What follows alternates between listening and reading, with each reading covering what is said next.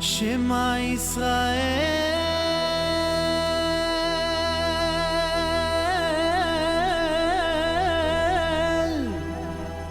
Adonai Eloheinu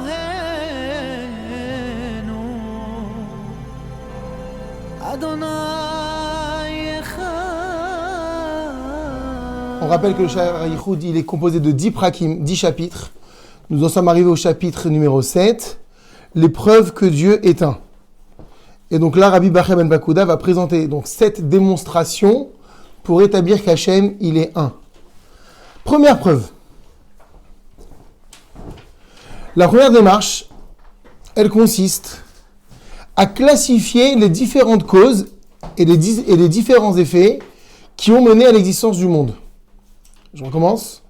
La première démarche, elle consiste à classifier les différentes causes et les différents effets qui ont mené à l'existence du monde. Donc on va dresser une liste des différentes causes et à partir de cela, on va être forcé d'admettre qu'il y a un Dieu unique. Donc cette classification, elle va nous permettre de démontrer que les causes, elles sont toujours moins nombreuses que les effets qu'elles engendrent. Je recommence. Les causes, elles sont toujours moins nombreuses que les effets qu'elles engendrent. Et il en résultera que les causes les plus antérieures, elles sont plus facilement appréciables, c'est-à-dire qu'elles vont être chiffrables plus facilement. Donc qu'est-ce qu'on va voir par là ? Que plus on va remonter vers le haut, vers le début, et plus on va s'apercevoir que les causes, elles sont moins nombreuses que les effets, que les conséquences qu'elles ont engendrées. Et à travers la classification, on va comprendre de quoi il s'agit exactement. La démonstration est la suivante. Le Rabbi Bachya ben Bakouda nous dit que le monde, il est habité d'un nombre incalculable d'individus. Quand on dit individus ici, c'est de toutes sortes d'existants. Le monde, il est habité donc par un nombre incalculable, évidemment limité, on avait expliqué ça, tout est limité, d'individus, ou bien on peut appeler ça également d'unité. Dans le terme hébreu de Rabbi Bachya ben Bakouda, il parle de ish. Donc les existants, on les nomme ish, des particularités. Qu'est-ce que c'est donc un ish ? Ça peut être un homme, ça peut être un animal, ça peut être un arbre, etc. Donc toutes sortes d'existants. Et donc on l'aura compris, les unités dans le monde, elles sont extrêmement nombreuses. Chacune selon ce qu'elle est, chaque identité représente un ish, donc elles sont extrêmement nombreuses, donc incalculables, c'est ce qu'on disait au début, mais quand même limitées. Maintenant, ce ish-là, cet individu, il se rattache inéluctablement à une famille que l'on appelle en français race ou espèce, et que le Chovot Halevavot nomme min. Donc, on va voir qu'il y a différentes races d'hommes, différentes races d'animaux. Il y a les bovins, il y a les ovins, il y a les reptiles, il y a les rongeurs, les oiseaux, les poissons, les chevaux, etc. Donc, tout ce qui existe, et même du point de vue minéral ou végétal, il y a des races, des familles de toutes ces espèces différentes. Et on va voir encore une fois que cette répartition, elle est valable donc pour toutes les unités, sans exception. Est-ce qu'il est plus facile de quantifier les ish ou les min ? Les min. Donc c'est ça qu'on va voir, que les causes, elles sont toujours moins nombreuses que les existants qu'elles ont engendrés. Et ce min, il va s'inclure dans ce qu'on appelle soug. Donc c'est quoi soug ? Il s'agit de différents min qui vont se subdiviser de la manière suivante. Par exemple, on va voir dans le règne animal, on va compter les bipèdes, les quadrupèdes, les rampants, les animaux aquatiques, les volatiles. Donc ça, c'est le soug. Et il en sera de même pour ce qui est de la composition des règnes végétal et minéral. On a donc toujours le ish, d'abord, c'est l'individu, l'existant, qui se rattache à une espèce, et cette espèce, elle se rattache à un soug. Donc, vous prenez un exemple, si on reprend l'animal, on va avoir, je ne sais pas moi, le bœuf. Le bœuf, donc lui, c'est le ish. Le min, c'est quoi du bœuf ? C'est le bovin. Et ensuite, effectivement, le soug, on va rentrer dans la race animale. Mais la race animale qui, elle, comprend, donc on a dit, les bipèdes, etc., etc. Donc on voit qu'encore une fois, c'est encore plus chiffrable que le min et que le soug. Donc plus je remonte vers la source, et plus je m'aperçois que la cause, elle est toujours, entre guillemets, moins nombreuse que les effets qu'elle a engendrés. Rav Menachem Bakuda, il va se référer ici à la thèse d'Aristote qui, dans son livre Organon, ou Organon, ça c'est en grec, affirme qu'il existe 10 différentes catégories d'attributs que l'on peut accorder à un existant. Et là-bas, le terme de catégorie chez Aristote, il veut signifier qu'il s'agit d'attributs à propos desquels on est catégorique sur le fait que tout existant les possède. Donc, au sens propre du terme, le mot catégorie là-bas veut dire qu'on est catégorique, que tous les existants sont investis de ces 10 attributs. Et on va appeler ça Sugé Sugim. On a le Ish, on a le Min, on a le Sug, la catégorie, et la catégorie des catégories, c'est-à-dire qu'on va arriver à un stade où on est au niveau de 10 attributs, donc c'est bien délimité, bien défini, et tous les existants se rattachent forcément à ces 10. Donc là, on est dans l'entonnoir au niveau de la partie la plus étroite presque. Donc le Rav ici en hébreu, c'est quoi, de quoi on parle lorsqu'on parle de ces 10 Sugé Sugim? Il parle de Etzem, de Kama, de Er, de Mitztaref, de Ana, de Matai, de Matzav, de Kinyan, de Poel et de Nifal. Ce sont les 10 Sugé Sugim, donc les 10 catégories d'attributs que chaque existant possède. Etzem, c'est ce qu'on appelle l'essence. Etzem, la substance. C'est poser la question, cet existant, qu'est-ce qu'il est? Donc on va prendre l'exemple d'un homme. Donc le Etzem, ça définit ce qu'il est. C'est un homme. C'est quoi comme Ish? C'est quoi comme unité? Deuxièmement, Kama, c'est la quantité. Kama, c'est-à-dire combien? C'est-à-dire quoi la quantité? Quelle est sa mesure? Donc là, je vous donne l'explication d'Aristote. Quelle est sa mesure? Donc on va donner un exemple là-bas à l'époque, 3 coudées. Troisième, on a dit, c'est le R. Comment? C'est-à-dire c'est la qualité. Comment est-il? Est-ce qu'il est blanc? Est-ce qu'il est intelligent? C'est ça le R. Le R, il est très global. Parce que le R, il va répondre à l'apparence physique et il va également répondre au domaine intellectuel. Quand je dis d'un homme, il est intelligent, on répond au troisième attribut qu'on appelle la qualité. Quatrièmement, Rav Menachem Bakuda, il dit, c'est ce qu'on appelle le mitztaref. Mitztaref, c'est le relatif. Quand on dit dans la Torah, on est mitztaref, c'est-à-dire quoi? On s'associe à quelque chose, on se mêle à quelque chose. C'est quoi le relatif? C'est le fait de pouvoir le raccorder, cet existant, ou le comparer à autre chose. Par exemple? Il est intelligent, d'accord, mais par rapport aux autres. Voilà. Donc le relatif, c'est toujours raccorder. En fait, un existant, il est toujours possible de le raccorder à un autre existant. Par exemple, celui-ci, il est plus grand, cet existant, il est plus grand que l'autre. Ou il est moins intelligent que l'autre. Donc tout existant possède un attribut qui s'appelle mitztaref, c'est-à-dire qu'il nous donne la possibilité de le comparer ou de le raccorder à quelqu'un d'autre, ou à quelque chose d'autre. Donc, 5e attribut, c'est le ana. Ana, ça veut dire où. Où, c'est le lieu. Où cet existant se situe-t-il? Donc, encore une fois, un attribut qui se rapporte à tout. 6e, on a dit, c'est matai, quand. Quand il se situe, donc l'an, l'année dernière. 7e attribut, matzav. Matzav, c'est la situation. C'est-à-dire, dans quelle position il est? Est-ce que c'est un existant qui est assis? Est-ce que c'est un existant qui est debout, qui est couché? C'est matzav. 8e attribut, c'est ce qu'on appelle le kinyan. Kinyan, c'est la propriété. C'est-à-dire quoi la propriété? C'est le fait d'avoir. Alors là-bas, il donne un exemple. Il dit entre parenthèses, on va dire d'un homme, par exemple, du fait qu'il est armé, qu'il est chaussé, qu'il soit habillé, c'est qu'il a la possibilité d'avoir. Donc tout existant, pas forcément les hommes, peuvent avoir quelque chose. On peut avoir un animal qui est scellé. Il a une selle sur son dos, qui est muselé. Donc tout existant peut avoir, entre guillemets, cette notion de kinyan, cette notion de propriété. Et il reste les deux derniers, poel. Qu'est-ce que c'est poel, le numéro 9? Poel. Poel, c'est l'action. Poel, ça veut dire agir. C'est-à-dire, que fait cet existant? Alors, on va donner un exemple. Si on garde l'exemple de l'homme, il est en train de couper quelque chose, il est en train de brûler quelque chose. Donc c'est l'action.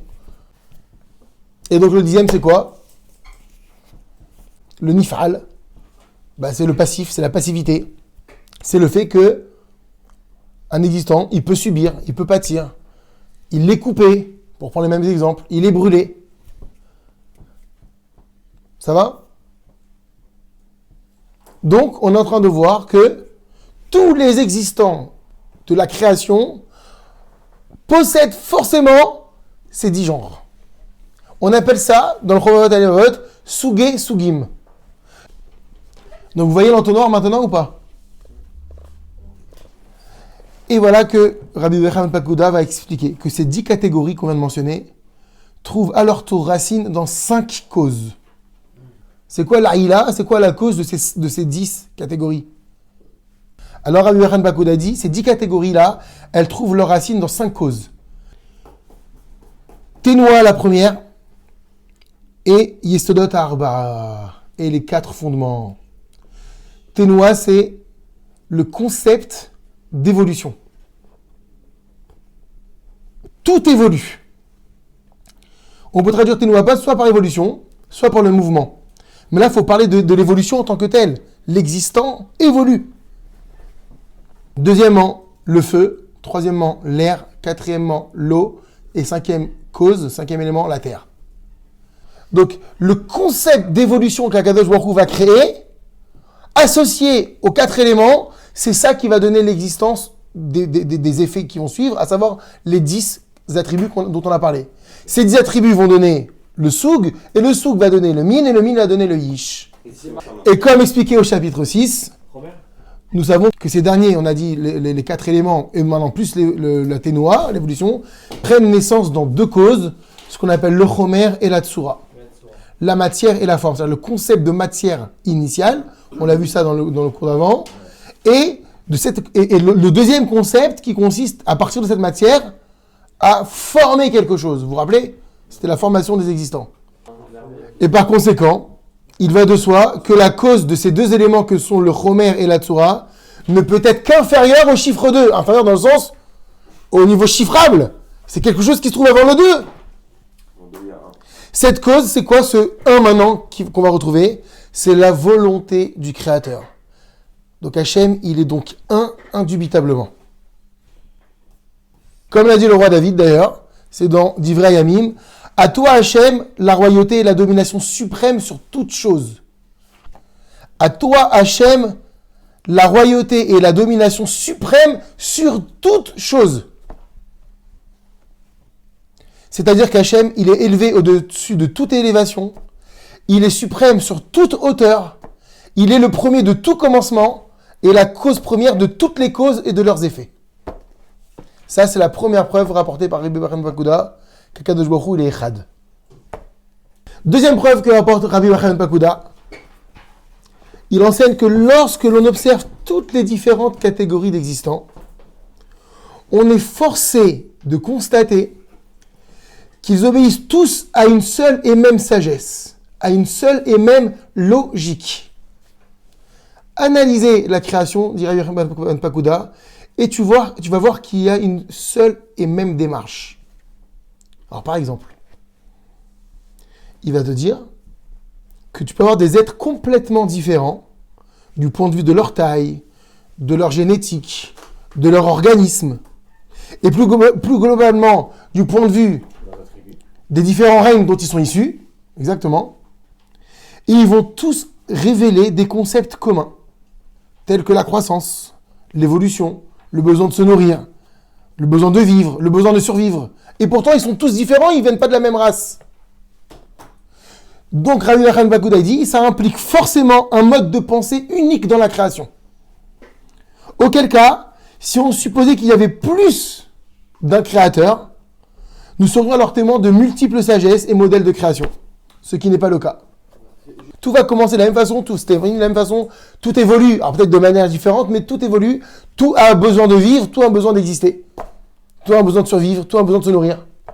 Que tu prennes le règne minéral, le règne végétal, le règne animal, le règne parlant, parce qu'on voit que dans la Torah maintenant, qu'en fait l'homme c'est un être parlant, animal, c'est vrai, les chaïm, mais parlant, donc c'est un autre règne d'après la Torah. mais tout obéit à un même mode de pensée. Donc c'est que forcément il y a un seul artiste à la base de cela. De plus, comme nous l'avons expliqué au chapitre 6, tous les existants se complémentent. Vous vous rappelez? On avait dit que tous les existants se complémentent. Quand on a dit que le monde était une grande maison et que chacun apportait sa pierre à l'édifice pour l'homme, en fait c'est ce qu'on va appeler en gros l'écosystème.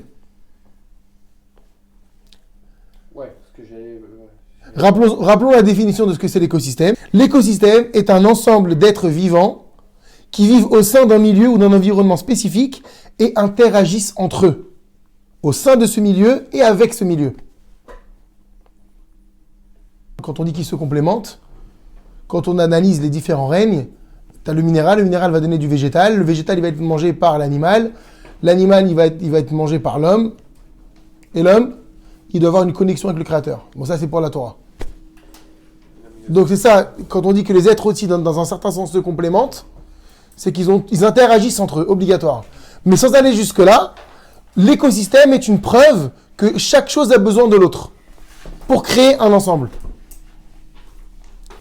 Donc en réalité, l'univers, c'est un écosystème géant, finalement, qui traduit cette dépendance des existants entre eux, en y incorporant les astres et le rôle primordial qu'ils jouent dans le cycle de la vie, les animaux, etc. Donc on voit que finalement, c'est un écosystème dans un écosystème dans un écosystème.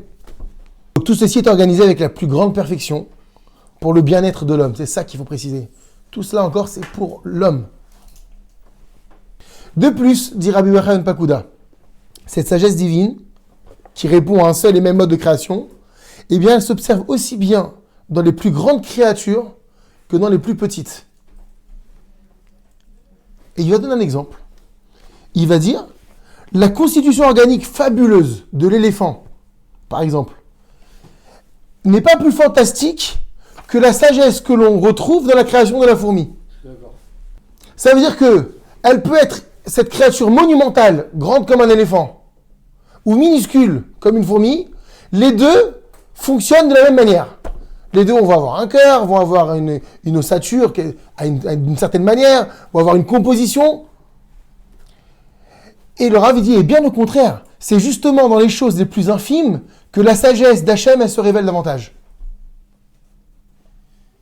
Analyse le petit et tu vas comprendre la grandeur d'Akadosh Baruch Hu. C'est quelque chose qui nous dépasse. Et plus c'est petit, et plus tu t'aperçois de la grande sagesse d'Akadosh Baruch Hu, dit Rabbi Yochanan Pakuda. Et chacun a besoin de l'autre. Chacun a une raison d'être. C'est ce que d'ailleurs a déclaré le philosophe, donc a priori Aristote. Rien n'est plus merveilleux que la création du Tout-Puissant, parce que la sagesse est identique, aussi bien dans la plus petite que dans la plus grande des créatures. Fermez les guillemets. Comme l'a écrit le roi David, dans les Télim, psaume 104, verset 24. Ma'arabu ma'asecha Hashem, kulam bechorma asita. Que tes œuvres sont grandes, Hashem. Tu les as toutes faites avec sagesse. La terre est emplie de tes créations. Et puis vous avez un autre Télim, c'est le Télim 92. Que tes œuvres sont grandes, Hashem. Infiniment profondes sont tes pensées. Le premier, c'est le sang. C'était la deuxième preuve pour prouver qu'Akadosh Baruch Hu, il est Echad. Il en reste 5, on les fera Bezrat Hashem en bonne santé. Amen.